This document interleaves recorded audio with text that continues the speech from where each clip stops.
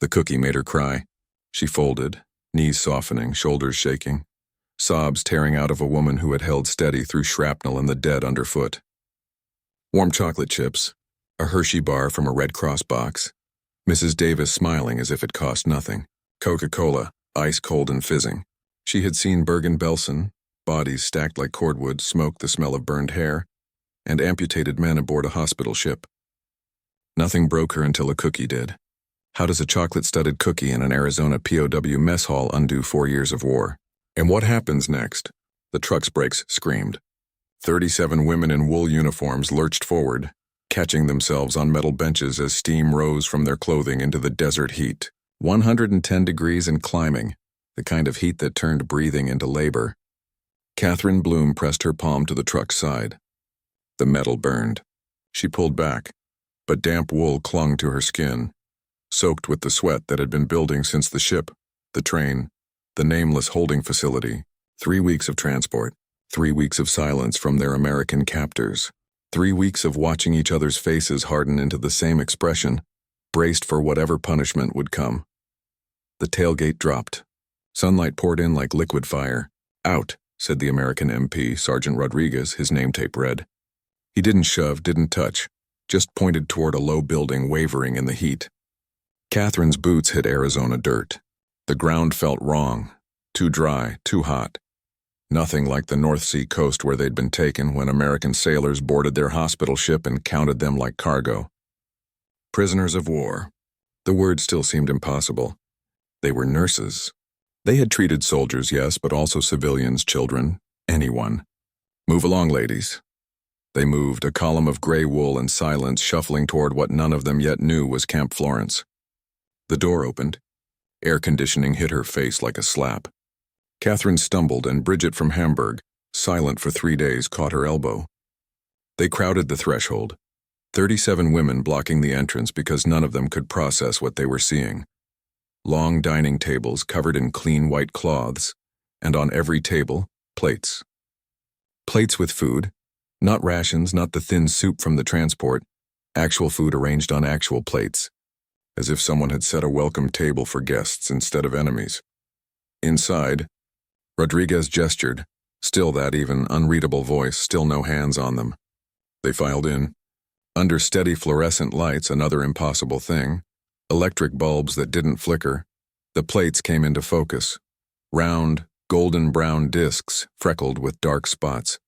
Bread, it had to be bread. But those spots, burnt? "Look at the burn marks," Louisa whispered in German. Catherine lifted one. It was still warm. The dark dots weren't just char, almost black, scattered like mistakes someone served anyway. Was this a test? Eat damaged food or admit weakness? Prove you were grateful for scraps. She turned it over in her hands. 37 nurses, women who'd amputated under bombardment and kept their faces still, stared at a piece of burnt bread like it might explode. Through a kitchen window, a face appeared, a black woman, older, apron dusted with flour. Not angry, not cruel, something else. She vanished from the window, and a moment later the kitchen door swung open. She walked straight to their table with the calm of someone who belonged here, belonging in a way that made Catherine's categories fracture. Black, American, free. The woman picked up the bread Catherine had set down, took a bite, smiled, then broke it in two. The inside was pale, soft, nothing like the dense ration loaves from before the lines collapsed. She plucked out one of the dark spots, held it between her fingers, and offered it toward Catherine's mouth. "Go on, baby. It's chocolate." The words were English, but the meaning needed no translation. Gentle insistence, no mockery, no threat. Catherine opened her mouth. The taste hit and everything stopped. 4 years since chocolate? 4 years since food was more than calories, calories more than survival, survival more than not dying today. Her throat closed. Her eyes burned. "Chocolate," she said in German to the others and to herself. "It's chocolate. Real chocolate." The woman, Mrs. Davis as Catherine would learn, still stood there smiling, the broken cookie in her hand. The tears came anyway.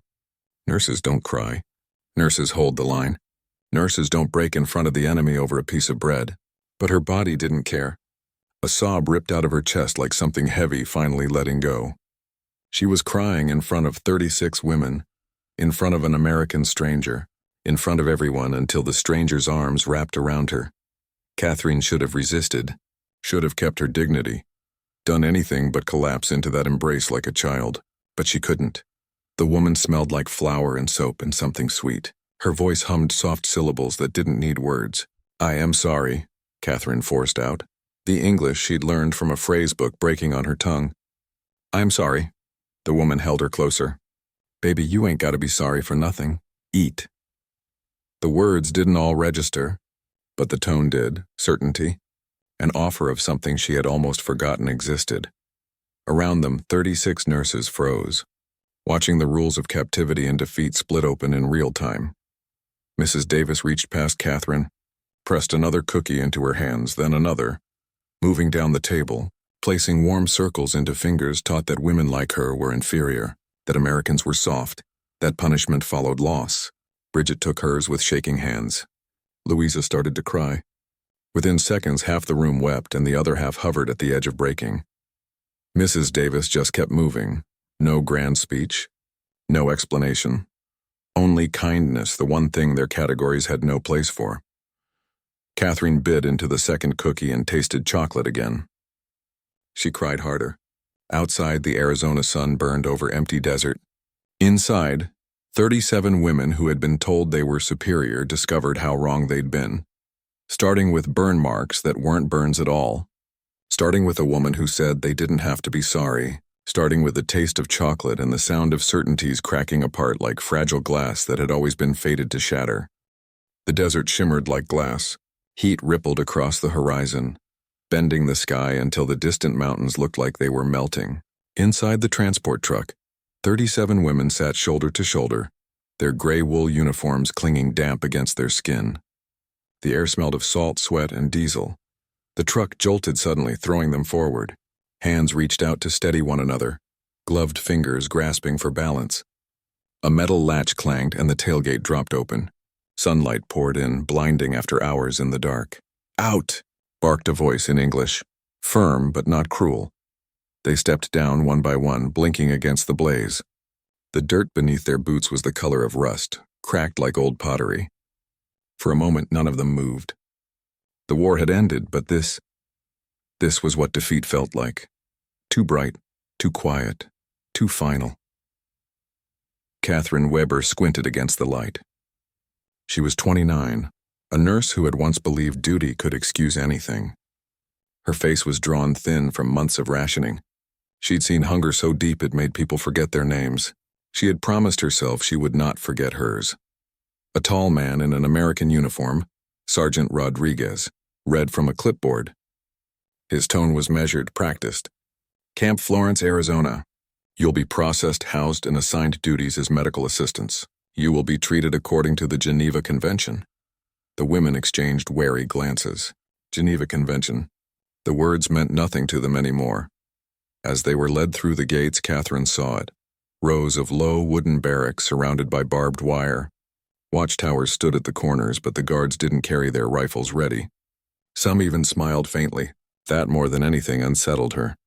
"Welcome to Florence," Rodriguez said, nodding toward a squat building in the distance. "Mess hall's that way." "You'll eat first, eat." The word landed like a small miracle. They hadn't eaten properly in days. Watery soup on the ship, dry biscuits on the train. Their stomachs were hollow, bodies running on nerves and habit. The mess hall doors opened with a metallic groan. Cold air rushed out, and air conditioning, impossible luxury. The women hesitated at the threshold. Inside, long tables were covered in clean white cloths. On every plate sat 2 round golden discs dotted with dark specks. Bread, they thought. But burnt, Catherine frowned. The burn marks were strange, uneven. They looked like mistakes. She turned to Greta, the officer standing beside her. "Do you smell that?" Greta sniffed. "Butter, sugar, it's sweet." Her tone made the words sound like an accusation. A man at the far end of the hall called out cheerfully, "Chocolate chip cookies, ladies." His voice echoed against the metal ceiling. No one moved. They didn't understand. The war had starved them of context. Food wasn't sweet. Food was survival. Sweetness was gone, reserved for propaganda posters and party elites. The women stood frozen, 37 statues in gray. Then a door opened, and a woman walked out from the kitchen. She was middle-aged, her hair wrapped in a white scarf, apron dusted with flour. Her name tag read Mrs. Davis. She wasn't a guard, not an officer, just someone's mother, perhaps. She carried another tray and set it down in front of them, the cookies still steaming. She smiled softly. "Go on now," she said in a slow southern drawl. "Ain't nobody gonna bite." Catherine hesitated. Her hand shook as she reached for one. It was soft, warm, lighter than any bread she'd held in years. She sniffed it cautiously, then broke it in half. The inside was pale and sweet, the dark dots melting slightly. She took a bite. The flavor hit all at once: sugar, butter, and something deep and rich she couldn't place. It was overwhelming. Too much, her eyes filled. She tried to swallow, but her throat closed. "What is this?" she whispered. Mrs. Davis smiled kindly. "Chocolate, honey." "Just chocolate." Catherine blinked hard. She remembered her last piece of chocolate. Berlin, 1942. A Red Cross parcel her mother had split 5 ways. She had forgotten what it tasted like. Her vision blurred. The sweetness became unbearable. Her breath hitched once, twice, then broke. She started to sob. The sound was raw, animal, loud in the still air. The other women turned, startled. No one moved. Mrs. Davis stepped closer, her voice gentle. "It's all right, baby. You eat." Catherine covered her face, ashamed of her own crying. "I'm sorry," she whispered. "I'm sorry." Mrs. Davis put a warm hand on her shoulder. "Ain't nothing to be sorry for." And just like that, everything Catherine had built to survive, the walls, the pride, the numbness, began to crumble, one tear at a time. For a long time, no one spoke. The sound of chewing filled the mess hall like whispers. Chairs creaked, spoons clinked. The smell of butter and sugar lingered heavy in the air, almost too sweet, almost too alive. Catherine wiped her face with the edge of her sleeve, embarrassed by her tears.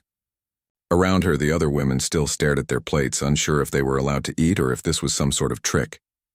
Their world had never given without taking. Greta leaned forward, eyes fixed on the cookie in her hand. "Burn marks," she muttered in German. "They served us burned bread." Mrs. Davis smiled gently from across the table. "Ain't burned, sweetheart. Those are chocolate chips." Greta blinked, unsure if she understood. "Chips?" "Little pieces," Mrs. Davis said, pointing at the dark spots. "Chocolate." The word hung in the air like something forbidden. The women glanced at one another, confusion mixing with disbelief. "Chocolate?" Someone repeated. "Eat, honey," Mrs. Davis said. "You'll see." Greta took a cautious bite. The moment it touched her tongue, her eyes widened. She chewed slowly, swallowed, then exhaled like she'd been holding her breath for months. "It's sweet," she whispered. "Real sweet."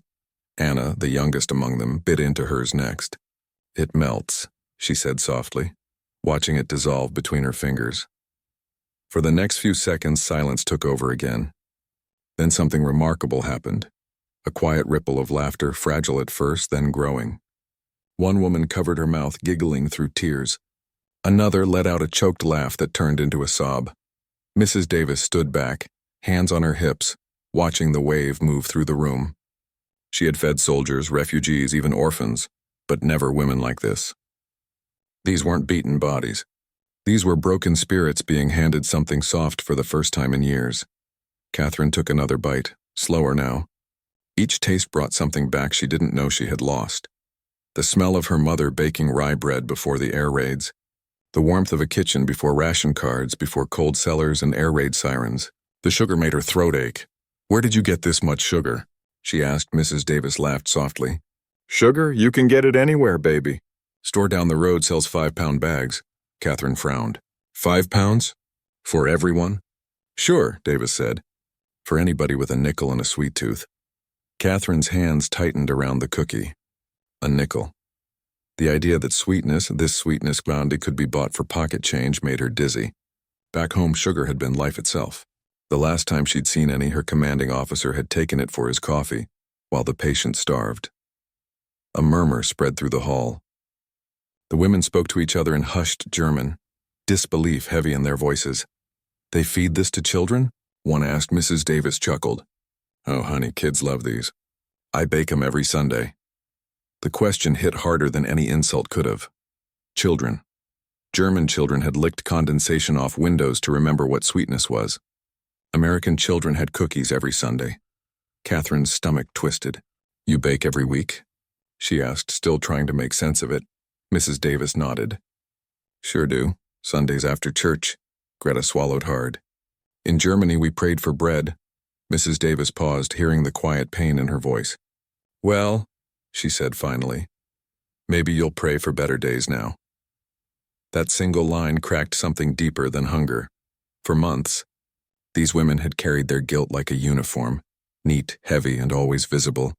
They had lived through bombing raids and amputations, through surrender and silence, but nothing had prepared them for kindness. Catherine looked around the room. Some women were crying openly now. Others laughed nervously through tears. The tension that had held them upright since capture began to dissolve like sugar in water. Mrs. Davis moved quietly among them, refilling trays, offering seconds. When one woman shook her head, embarrassed, Davis said softly, "Baby, this ain't charity. It's just cookies." The phrase "just cookies" hit Catherine like an earthquake, because back home nothing was just anything. Bread was rationed. Warmth was luck. Survival was everything. Here in America, sweetness wasn't earned. It was assumed. When Davis returned to the kitchen, the women sat in silence, their plates empty, their thoughts full. Catherine stared at the crumbs on her tray, trying to memorize the feeling in her chest.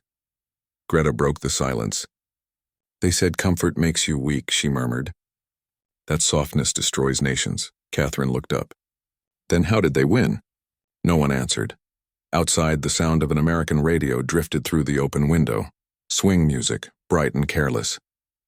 The melody floated over the camp, threading through the barbed wire and into the quiet mess hall. Catherine closed her eyes. For the first time since the war began, she didn't think about orders or losses or guilt. She just listened.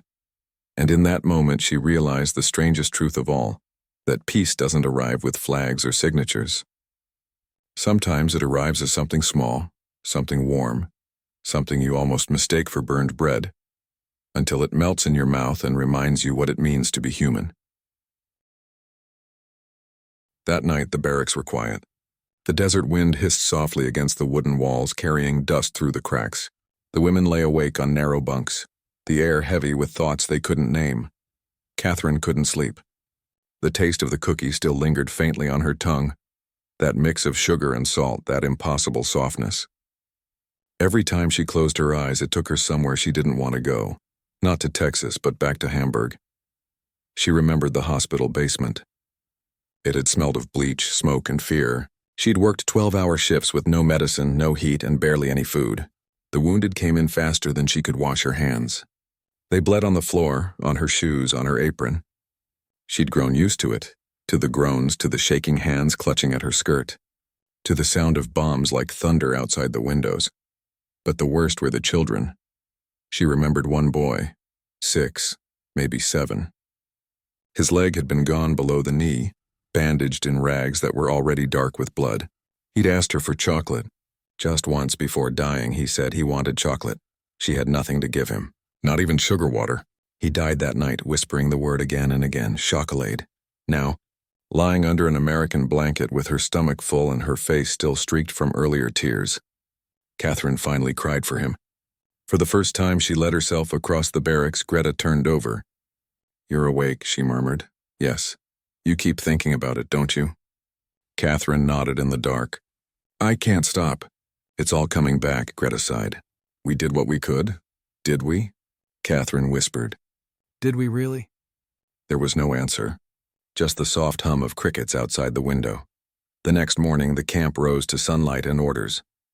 The women lined up for assignments: laundry, cooking, clerical work, hospital duty. Catherine was posted to the infirmary. When she stepped inside, she froze. The smell, antiseptic, soap, clean linens, what was familiar but different. No rot, no smoke, no blood. Everything here gleamed. An American medic greeted her with a nod. "You're the new nurse? I'm Corporal Harris. You'll help with dressing changes and patient charts." She hesitated. "Charts?" He smiled kindly. "Don't worry, you'll catch on." His calmness unnerved her. She was used to chaos, shouting, despair. Not this. The first patient she tended was a young American soldier with a shrapnel wound in his shoulder. He looked barely older than 20. When she approached with the bandages, he stiffened. "You're German," he said flatly. "Yes," she said, voice low. He stared at her for a long moment, then looked away. "Do it fast." She worked in silence, cleaning the wound with practiced hands.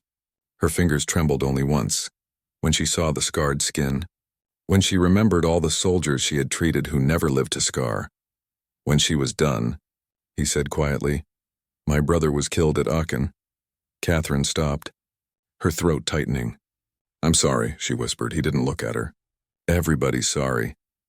She wanted to tell him she understood, that she'd lost her brother too, that grief spoke the same language no matter what uniform you wore. But she said nothing. That night she sat outside the infirmary steps and watched the sun dip below the desert hills. The sky bled orange and purple like the horizon itself had been wounded. She thought about that boy in Hamburg again, the one who'd asked for chocolate.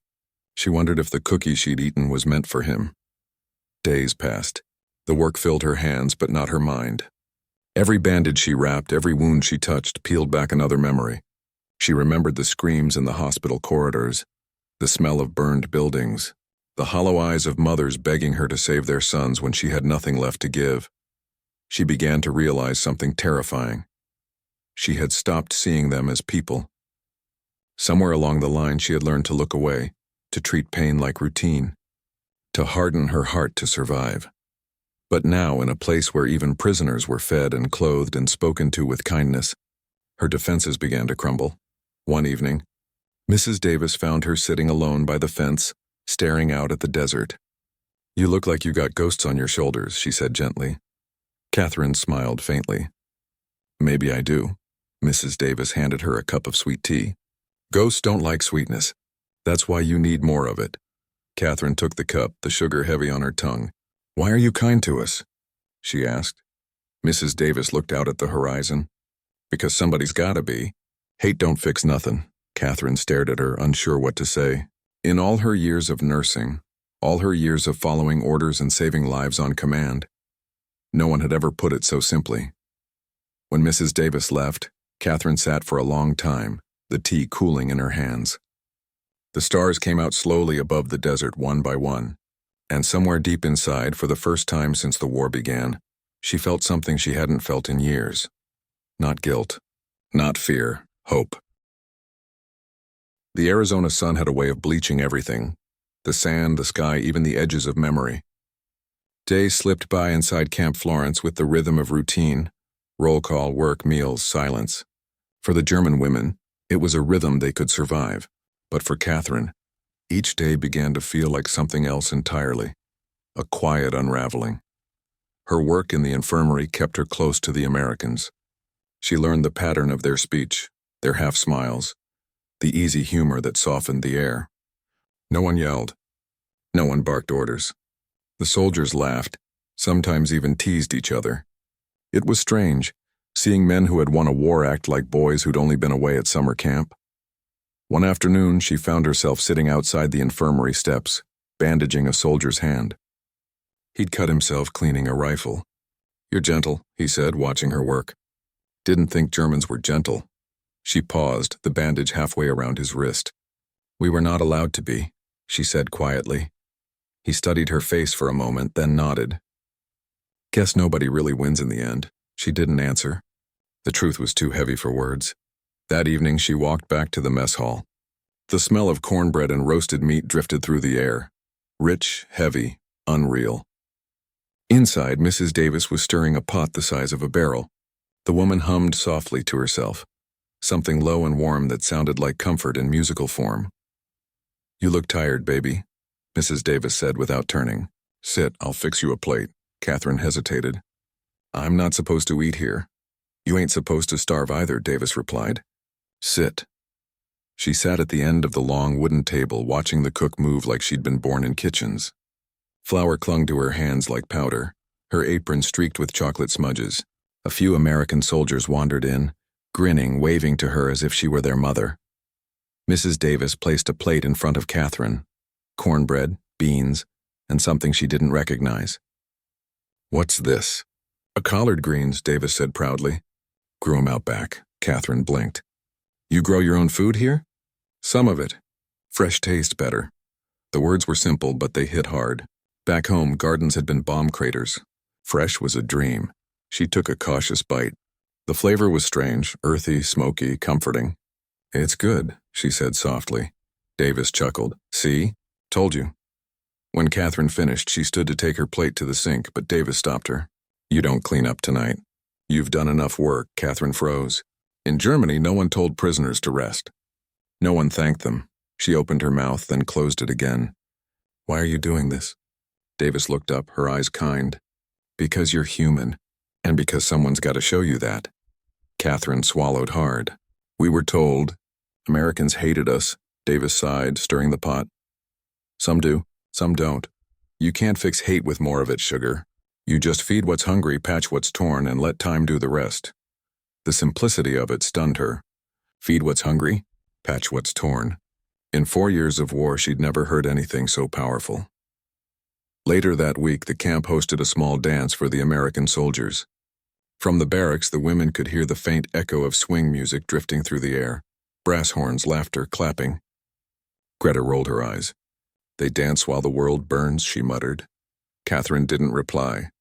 She stood at the window, watching the faint glow from the rec hall. The music sounded like joy, the kind of joy that didn't need permission. The next morning, she found a record player in the infirmary office. The American medic, Harris, was adjusting the arm when she walked in. You like music? He asked. She hesitated. I used to, he smiled. Then you still do. He set the needle down. The song was slow, smooth, and something about coming home. She didn't know the words, but the melody made her chest ache. You can borrow it any time, he said. Music helps. She nodded, not trusting herself to speak. By the end of that week, something had shifted inside her. It wasn't loud or sudden. It was quiet, like the first warmth of sun after a long winter. The Americans still felt like strangers, but less like enemies. When she worked with the medics, they spoke to her, not at her. They asked questions about her life, her work, her family. No one mocked her accent or her broken English. They treated her like someone worth knowing. One day, Mrs. Davis handed her a folded handkerchief, embroidered with tiny blue flowers. You dropped this?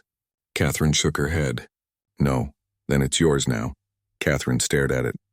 The stitching was perfect, delicate, unnecessary, beautiful. You made this? Of course, Davis said. Idle hands are dangerous hands. Catherine smiled faintly. We were told beauty was a distraction. Davis chuckled. Well, baby, maybe that's why you lost. The words weren't cruel. They were truth, soft and shining. Catherine held the handkerchief to her chest. For the first time, she didn't feel like a prisoner. She felt like a person. That night, as the stars glittered over the camp, Catherine lay awake again. But this time her thoughts weren't of war. They were of music, cornbread, and the warmth of a stranger's voice calling her baby. She realized something quietly profound. The Americans hadn't tried to change her. They'd simply shown her what peace looked like. And that somehow was changing her more than any victory ever could. The desert wind carried the sound of laughter that day. It drifted from the recreation hall, where a small group of American soldiers was fixing up old phonographs.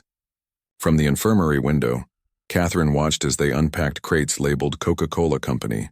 The red logos gleamed like something sacred.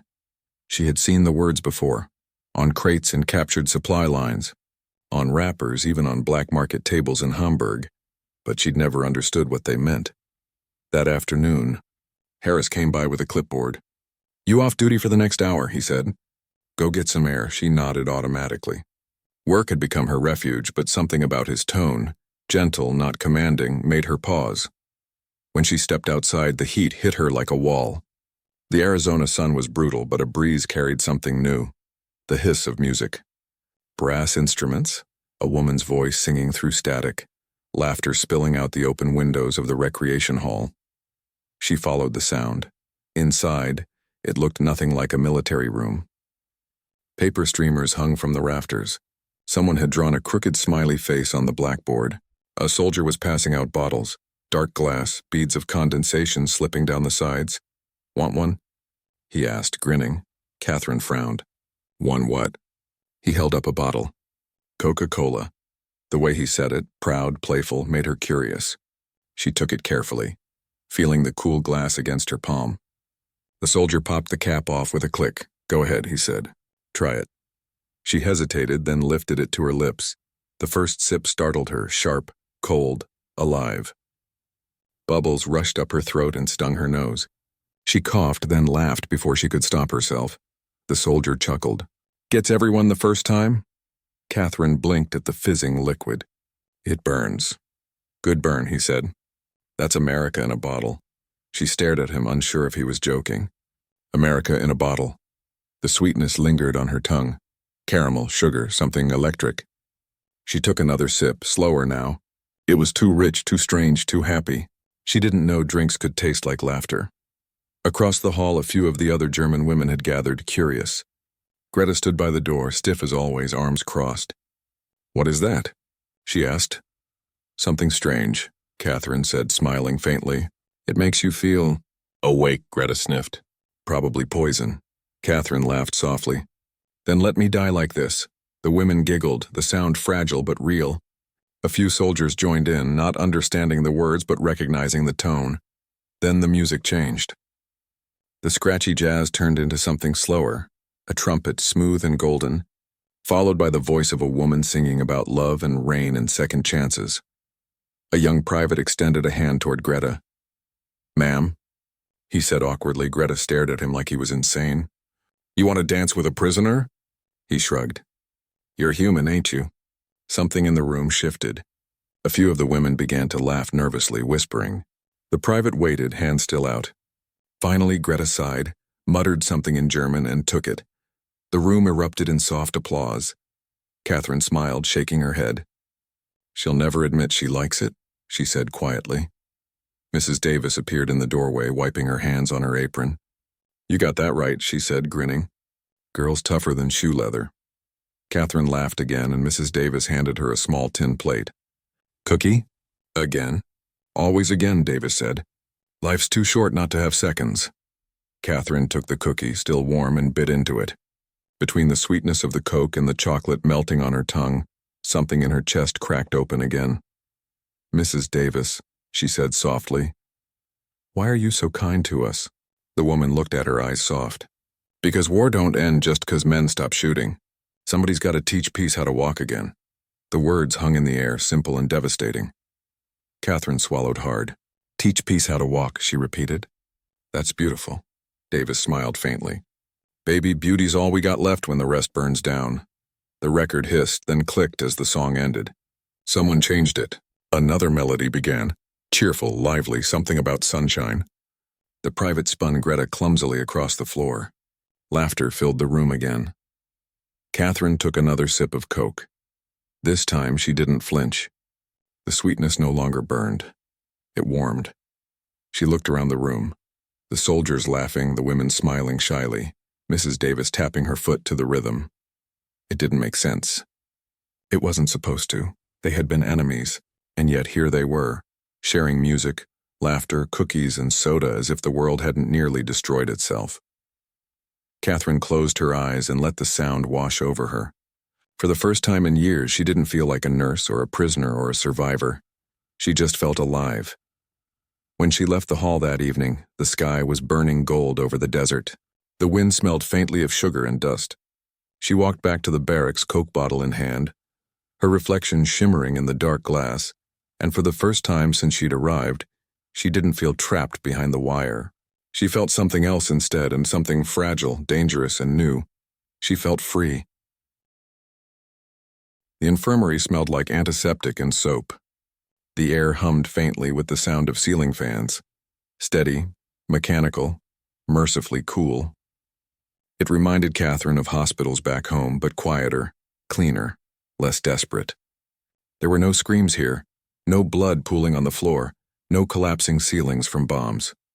She stood at the supply counter, wrapping fresh gauze rolls. Outside, the sun beat down on Camp Florence, turning the world white and still. Inside, everything was calm, except her. Corporal Harris walked in carrying a clipboard. "We got a new patient," he said. "Truck accident on the road to Tucson. Driver's fine. Passenger's not," Catherine nodded. "American?" Yeah. When they wheeled the stretcher in, she froze. The man on it was young, maybe 22, maybe younger. His face was pale, lips cracked, a line of blood at his temple. She could see the dirt on his uniform, the dust caked into his hair. As the medics lifted him onto the cot, she caught a glimpse of his arm, the tattoo of an eagle and the word liberty in cursive script. Her chest tightened. He needs cleaning and stitching, Harris said. You up for it? She nodded, though her hands had already begun to tremble. The medic stepped back, letting her work. She cut open the sleeve and began cleaning the wound. Slow, precise, mechanical. It was deep, jagged, the kind of wound that would scar the man stirred. Where am I? He muttered, voice hoarse. You're safe, Catherine said quietly. You're at Camp Florence, he blinked, squinting at her. You're German. She hesitated. Yes, his brow furrowed. You patching me up? Yes, she said again, barely a whisper. He groaned softly. Guess war's over after all. Catherine froze mid-motion. The words struck deeper than any weapon could have. She looked down at him. The blood, the dirt, the fragility of him. For a moment, she didn't see an enemy. She saw a boy who might have asked his mother for cookies before boarding a ship to fight hers. Her throat tightened. You'll be fine, she said softly. The wound isn't deep. He tried to laugh but winced instead. You sound like my nurse back home. Where is home? She asked. Ohio, he said. Got cornfields and bad coffee. Germany has bad coffee too, she said before she could stop herself. That made him smile. Guess we got something in common. She smiled faintly, tying the last knot in the stitches. Over the next few days, she checked on him regularly. His name was Private Alan Miller. He was talkative, polite, and endlessly curious. Why'd you join? He asked one afternoon. Catherine paused, wiping his arm with a damp cloth. I didn't have a choice. Nurses were needed. He looked at her. You ever believe in what you were fighting for? She hesitated. I believed in survival, he nodded slowly. Fair answer. For a while, neither spoke. The only sound was the whir of the fan and the faint chirping of crickets outside. Then softly he said, My brother fought at Aachen. Didn't make it back. Catherine's hand froze. I'm sorry. He nodded, staring at the ceiling. I used to hate you people for that.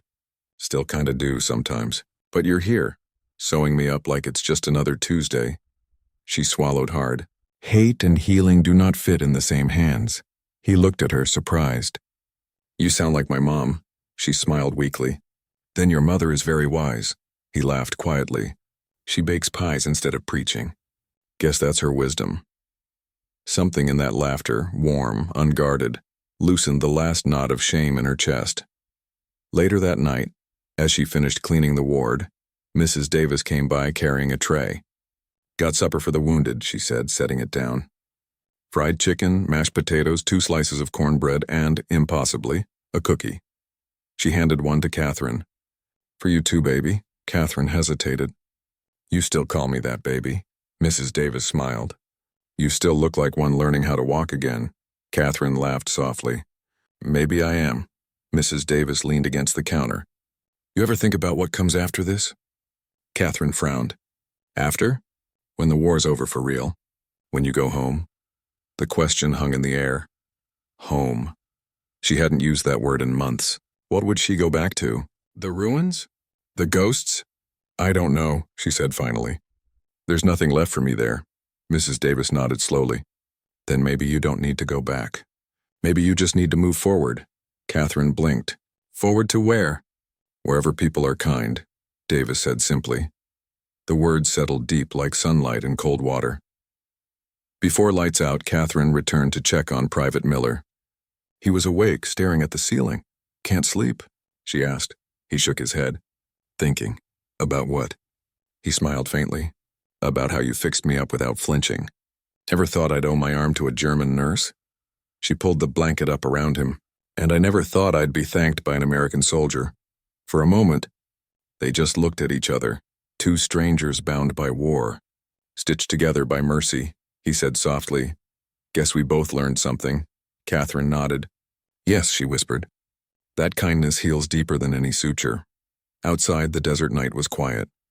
The moonlight spilled through the window bars, painting silver lines across the floor.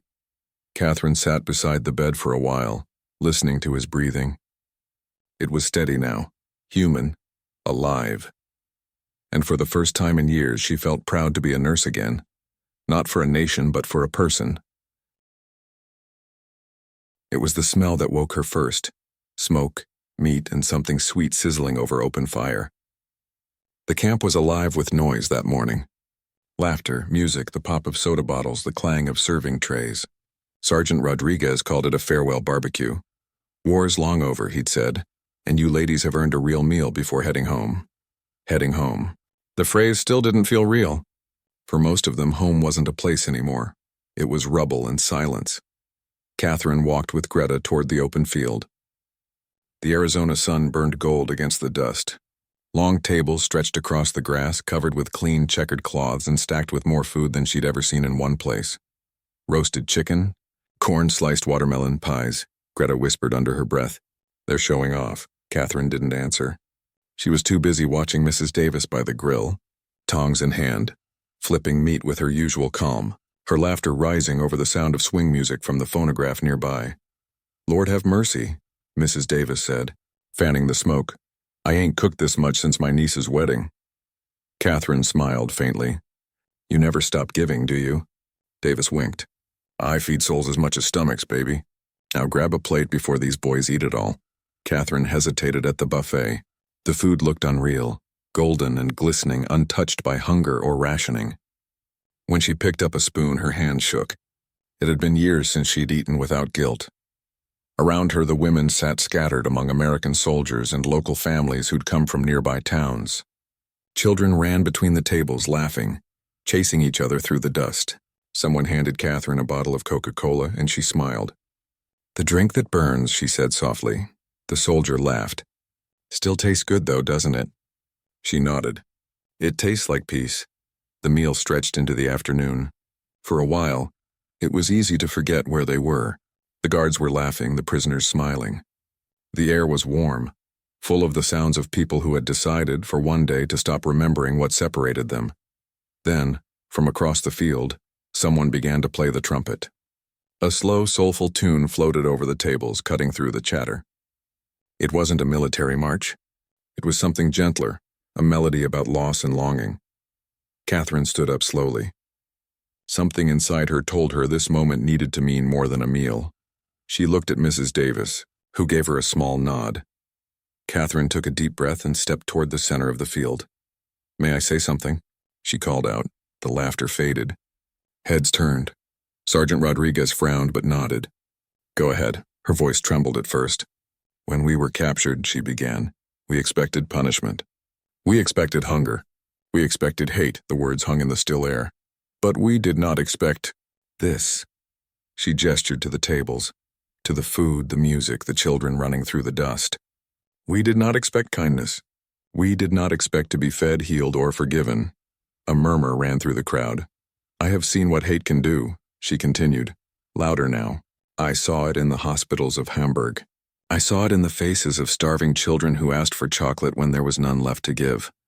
Her throat tightened, and then here a stranger handed me a cookie. A woman who owed me nothing. A woman who called me baby when I didn't deserve to be called human. Mrs. Davis covered her mouth, eyes glistening. Catherine's voice steadied. I have learned more about victory in this camp than in all my years of war. Because victory is not what you take, and it's what you give. No one spoke. Even the wind seemed to pause. She swallowed hard. We were taught that mercy is weakness. But here I saw mercy feed enemies. I saw forgiveness dance with those who had killed and been killed. I saw peace. Walk again. Her words trembled, but they carried. And now I understand you did not win because you were stronger. You won because you remembered how to be kind. The silence broke first with a single clap, then another. Then all at once the field erupted in applause. Soldiers, townsfolk, even guards. Greta sat at the table, tears streaming down her face. Catherine blinked through the noise, overwhelmed. She hadn't planned this. She hadn't meant to speak for anyone but herself. But now she could see it, in every face turned toward her, that maybe she had spoken for all of them. When the applause faded, Sergeant Rodriguez approached her. You got guts, nurse, he said softly. Catherine smiled weakly. I had help. She glanced toward Mrs. Davis, who nodded with quiet pride. As the sun began to set, the barbecue turned into music again. The trumpet picked up a brighter tune and the laughter returned. But for Catherine, the world had changed. She sat beside Mrs. Davis watching the sky fade into pink and gold. "You spoke truth," Davis said softly. "That's harder than any battle," Catherine smiled. "Maybe that's how wars should end, with truth, not bullets," Davis chuckled. "Now that's a sermon I can agree with." Catherine laughed, the sound free, unguarded. As the night grew cool, someone passed her another cookie. She held it in her hand for a long. The camp looked different in the morning light. Quieter, almost peaceful. The flags hung still, the dust settled. The sound of boots, trucks, and orders, once the constant heartbeat of Camp Florence, was fading. Most of the women had already been processed for departure. Tomorrow the trucks would take them to the coast, then to ships bound for a homeland they no longer recognized. Catherine stood outside the infirmary, her hands resting on the wooden rail. The sky above the desert was wide and empty, painted in soft shades of gold. It didn't feel like a prison anymore. It felt like the edge of something new. Behind her, Mrs. Davis appeared carrying a small tin box. "You left this," she said. Catherine smiled. "I thought it was yours." "No, baby," Davis said. "It's yours now." Inside the box were two things: a folded handkerchief embroidered with blue flowers, and a single chocolate chip cookie wrapped neatly in wax paper. Catherine stared at it, her throat tightening. "I can't take this." "Food is precious," Davis shook her head. "That one ain't for eating. It's for remembering." Catherine nodded slowly, tears building behind her eyes. "I'll remember," she whispered. "I know you will," Davis said softly. "You got a good heart, even if war tried to bury it." They stood there for a long moment, neither speaking. The silence between them was full. Not heavy, not sad, just full. Later that afternoon, the camp command allowed each woman to write one letter home. Most sat on the barrack steps, hunched over thin paper, struggling to find words that didn't exist. Catherine sat by the window, pen poised above the page. The sunlight made the ink shimmer faintly. She began slowly. "Dear Mama, I am alive. I'm in America. They treat us kindly here, better than we treated our own. I have seen mercy, real mercy. I have eaten food that tastes like forgiveness, and I have met people who do not hate even when they have reason to. One woman, Mrs. Davis, taught me that kindness is a kind of strength. She fed me cookies when I could not feed myself hope. They gave me a drink called Coca-Cola. It burned my throat but made me laugh. I thought I'd forgotten how to. I realized then that laughter, like peace, is something you have to relearn after war. We thought we were powerful. But these people, they were powerful because they shared what they had, because they gave without asking for anything back. When I return, if I return, I want to bring this lesson home, that sweetness is not weakness. That forgiveness is not surrender. I hope to open a clinic someday, where no one will ask who someone fought for before helping them. Maybe that is how the world begins again, with care, not commands. Tell my brother's children that the world is still good. Mama, tell them that I found proof of it in a cookie." She set down her pen, hands trembling. Tears dotted the page, blurring the ink, but she didn't wipe them away. That night, the women gathered outside the barracks. A warm breeze swept through the camp, carrying faint traces of smoke from the dying cook fires. The stars were bright, impossibly bright. For the first time, Catherine realized she could see the Milky Way stretching clear across the desert sky. Greta stood beside her, arms crossed, eyes fixed on the horizon. "Tomorrow we go home," she said quietly. Catherine nodded. "Do you want to?" Greta hesitated. "I don't know if it's home anymore." "Maybe we can make it one again," Catherine said. Greta glanced at her. "You sound like them now," Catherine smiled faintly. "Maybe that's not such a bad thing." The next morning came too soon. The trucks lined up by the gate. Dust swirled in the air as engines rumbled to life. Each woman carried one small bag, one Red Cross parcel, and whatever pieces of peace she could fit inside. Before boarding, Catherine turned to Mrs. Davis. The older woman wiped her hands on her apron, then pulled her into a fierce hug. "You be good out there, baby," Davis whispered. "And don't you forget, Ma, kindness ain't weakness." Catherine hugged her tighter. "And hate isn't strength," Davis smiled. "See? You learned." Catherine stepped back, tears shining in her eyes. "Goodbye, Mrs. Davis." "Goodbye, sugar," Davis said softly. "Go teach the world what you learned here." Catherine climbed onto the truck, the cookie tin pressed against her chest. As the convoy began to move, she looked out through the open slats. Mrs. Davis grew smaller in the distance, waving until she became just another shape in the dust. Catherine kept waving too, long after she could no longer see her. Years later, in a small clinic outside Bremen, patients would notice a small glass jar sitting on a wooden shelf above the desk. Inside it was a single cookie, perfectly preserved, sealed away in wax paper, beside a handkerchief embroidered with tiny blue flowers. And when people asked what it meant, the nurse who ran the clinic would smile and say, "It's a reminder that even in war, the taste of kindness can save a life." Because the Americans had said, "Try chocolate chip cookies," and a woman who once believed in nothing had learned at last to believe in mercy.